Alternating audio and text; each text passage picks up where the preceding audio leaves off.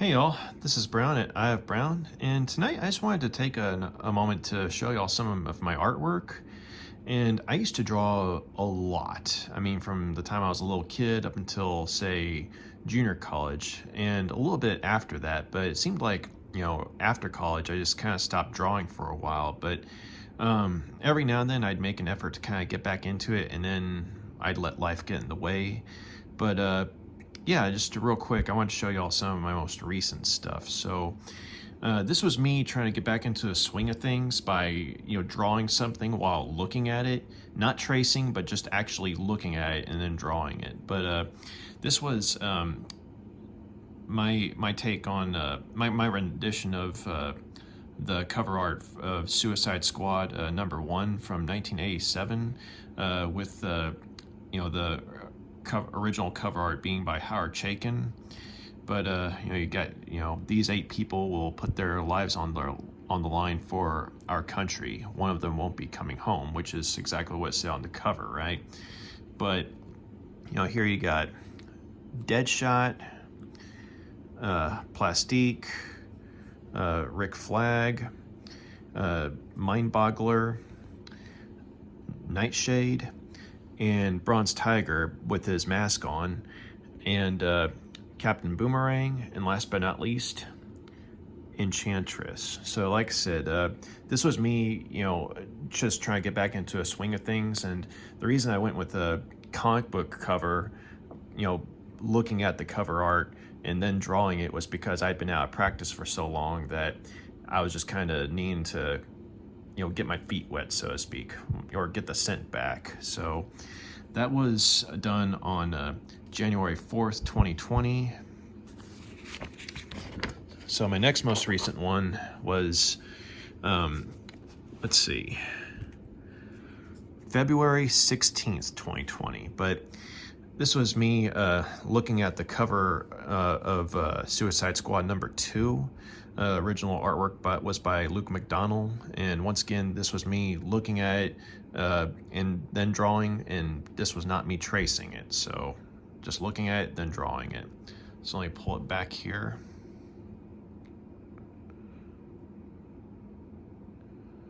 So here you've got Rick Flag, Bronze Tiger without his mask. You got Captain Boomerang, Deadshot, and Mindboggler. And then you got Enchantress right here. I took the liberty of, I guess, sexualizing her just a little bit, with the torso and what have you. I don't know, I like the way she came out. But I think they all came out pretty good. Yeah, just at this point in time, just looking at the cover art, and then drawing it just kind of helped me get an idea of, trying to get the proportion right and what have you. And here's the helicopter that there was this pilot who was with the team for a while. I forgot his name. You think I'd remember it, considering this was one of my favorite comic book series. But yeah, he was a bit of a nutcase, if I remember correctly. Basically, the helicopter was called Sheba, and it was the name of his dead daughter. So yeah, he would talk to the helicopter like he was talking to his dead daughter, right? But yeah, so they, in an interview, some of the people who made the comic were talking about how the show Airwolf and the helicopter from that was definitely an influence on the type of helicopter that the squad used. So I think I got the proportion okay with these characters here. I think maybe the proportion in relation to the people and the helicopter maybe could use some work, but I mean, I think it came out okay. But by the way, the original artwork was by the original cover artwork was by Luke McDonnell. So you had Howard Chaykin doing the cover art for Suicide Squad 1, 1987, and Luke McDonnell doing the second issue, same year. So yeah. So y'all can see a picture one more time.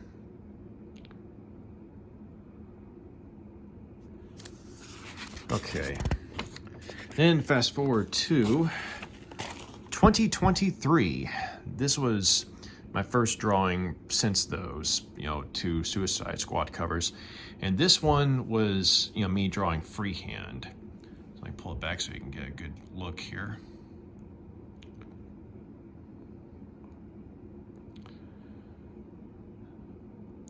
So I called it a Scarecrow Called to an Eldritch Field. And it was done on April 8th, 2023.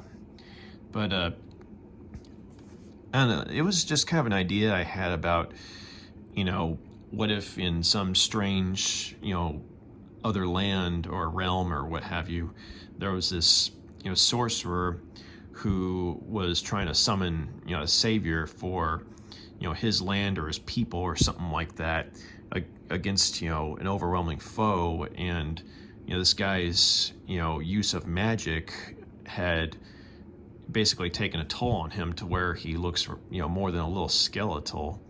And basically he kind of casts out in desperation, trying to find, a hero. And, well, he gets a scarecrow. So, here's a scarecrow, being summoned or pulled into this whole other realm. And here he is just kind of like, what am I doing here? What's going on? And, yeah, the way his face was made, I wanted to have it to where it was this little, odd comedy where, he'd be smiling, the whole time, regardless of what's going on, like the way he was made and what have you, whoever put him together. But it's like being pulled into this other realm, he basically comes to life and is like, who am I? What am I? What am I doing? What's going on here? Why am I here? Who are you? And I imagine that this, sorcerer would be like, you're kidding me. I cast out for a hero and I get a scarecrow, So story-wise, it just kind of got, it never got past the rough notes. It was just me trying to visually come up with, the situation and what have you. But yeah, I mean, considering this was my first freehand drawing in a while, I kind of like how it came out. Proportions a little, odd, but then again, I guess you could say because he's a scarecrow that you could get some leeway there. I think his proportion right here is better. I like how the sorcerer kind of looks like Ghost Rider there. But next up, this one I really like. This is Lizard Knight from September 5th, 2023. And it was, my last drawing before my birthday last year. So, yeah, this was, something that I did freehand and I wasn't looking at anything.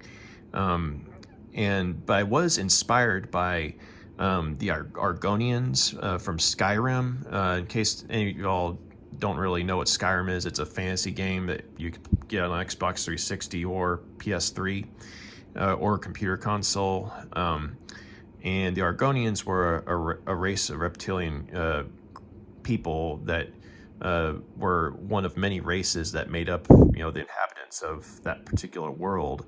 And you could actually play as an Argonian. So it definitely inspired me in, coming up with, this, Lizard Knight. But I added the little detail, just kind of make it my own, right? Visually speaking, I wanted to do something like, yeah, you got some inspiration from the design of the Argonian, but at the same time, I didn't want to just, outright ape it or copy it, So I like to think I added my own take on this, reptilian warrior, or lizard knight, if you will.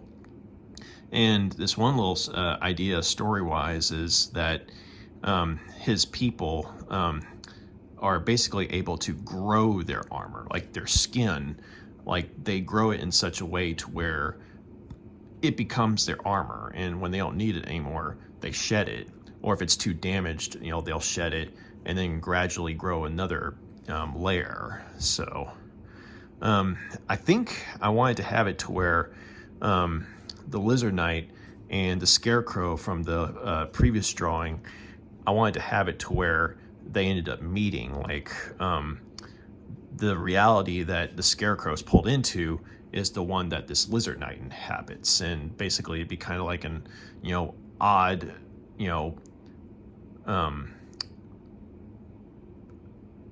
buddy cop movie type thing, or I guess you could say odd friendship in a fantasy setting, that kind of thing.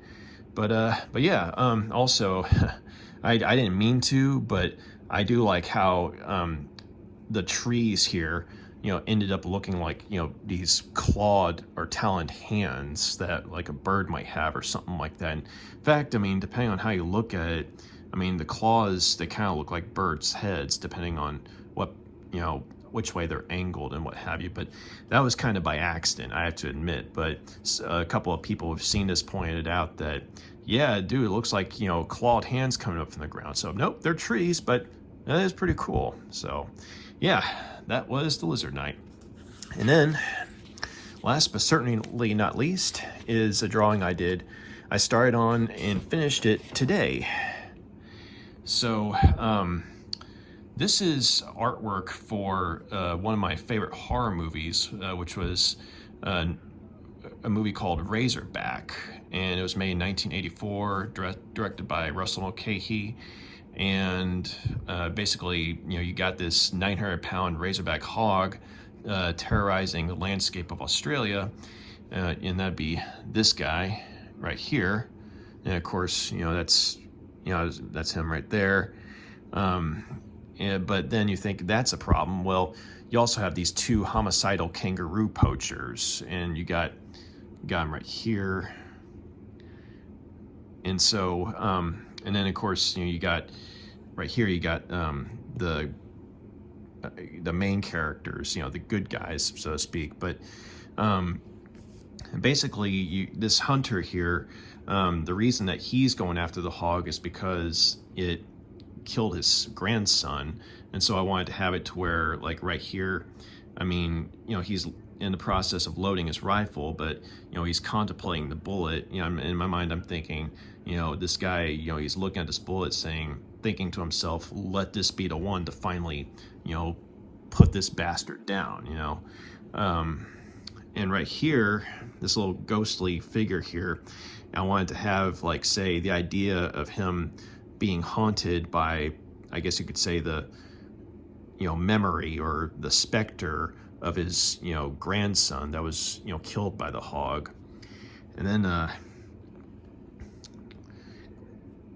and right here you got the main character who he gets involved because his wife had gone missing in Australia. He's an American, right? And basically what had happened was these two psychopaths had assaulted her, but then that led to her being killed by the hog. And so basically he's got like this mission of vengeance once he finds out what happened. And right here, this was kind of supposed to be the memory or the specter of his wife, because I figured like that's something that he'd be haunted by.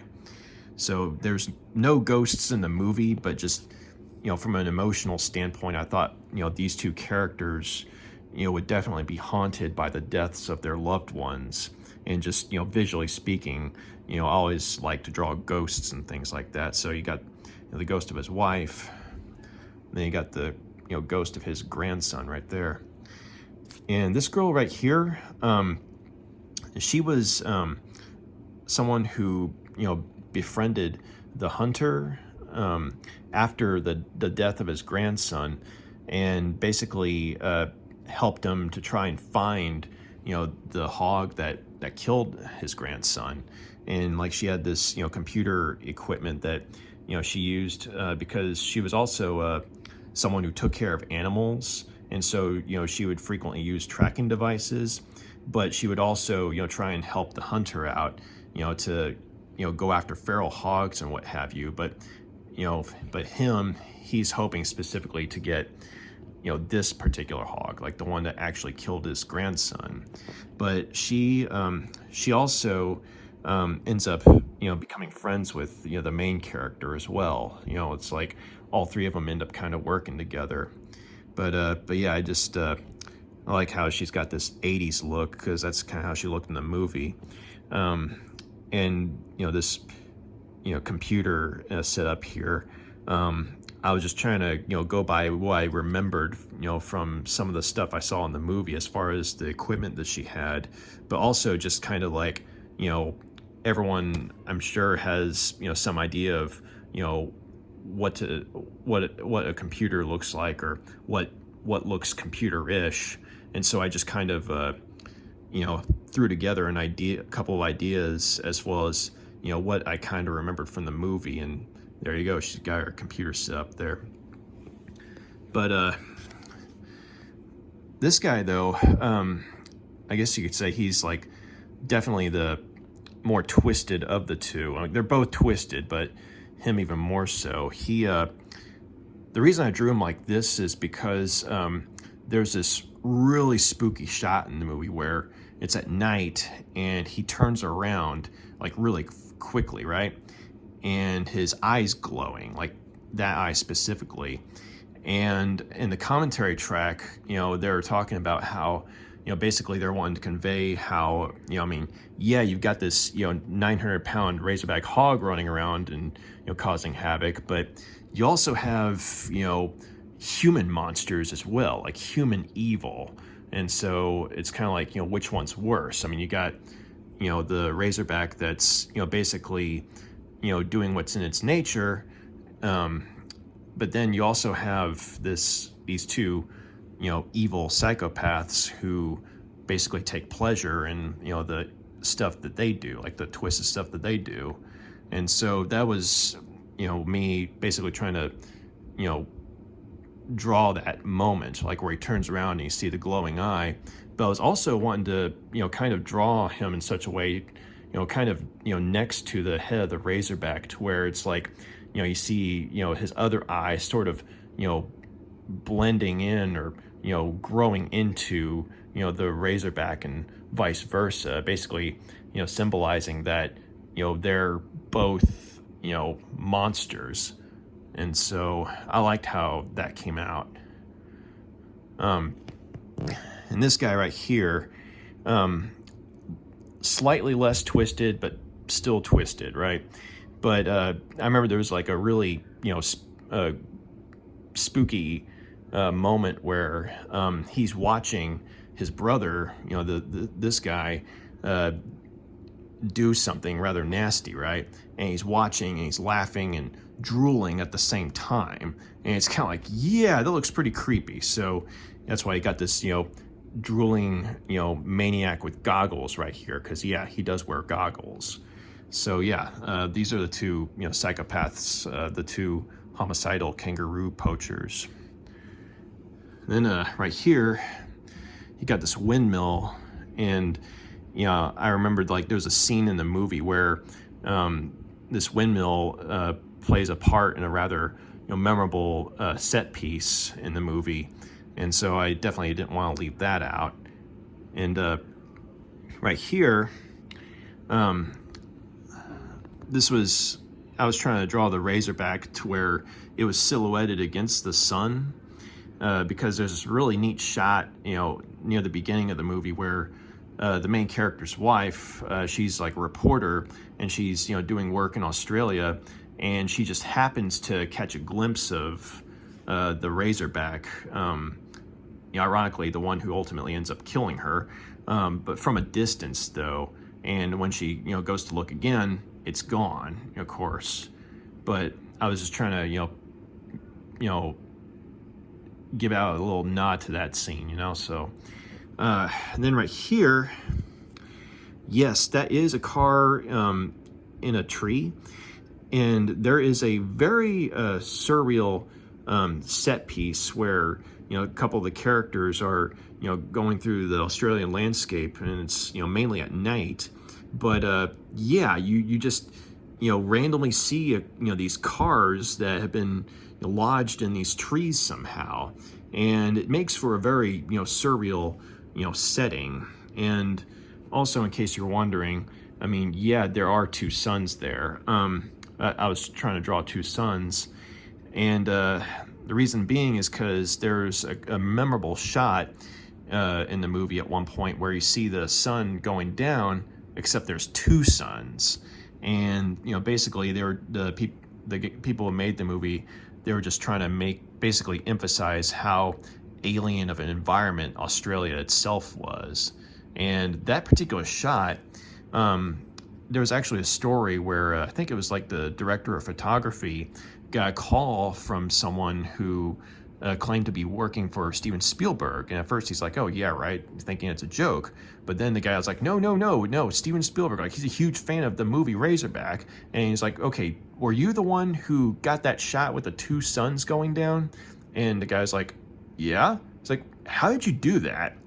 And so apparently Steven Spielberg, liked that shot so much that he had, one of his people call the director of photography, from Razorback, just to find out, how did you do that? Because of how, surreal and, alien the shot looked. So yeah, that was supposed to be the two suns right there. But yeah, so yeah, that was my piece for, the horror movie Razorback. And it's definitely a cool movie. Highly recommend checking it out. But yeah, I hope you all like the artwork. And this one right here, I should mention that like I said, I started on it and finished it today, but it was all freehand. Like I wasn't looking at anything. I took a few pointers from a couple of people here and there, like as far as proportion and what have you, but other than that, it was all freehand. I was not looking at anything. So but I like how it came out, and hope y'all do too. And yeah, if you like what you see here, please feel free to like and subscribe. This is my first time putting some of my artwork out there. But yeah, I hope y'all enjoy it, and y'all take care and have a good night.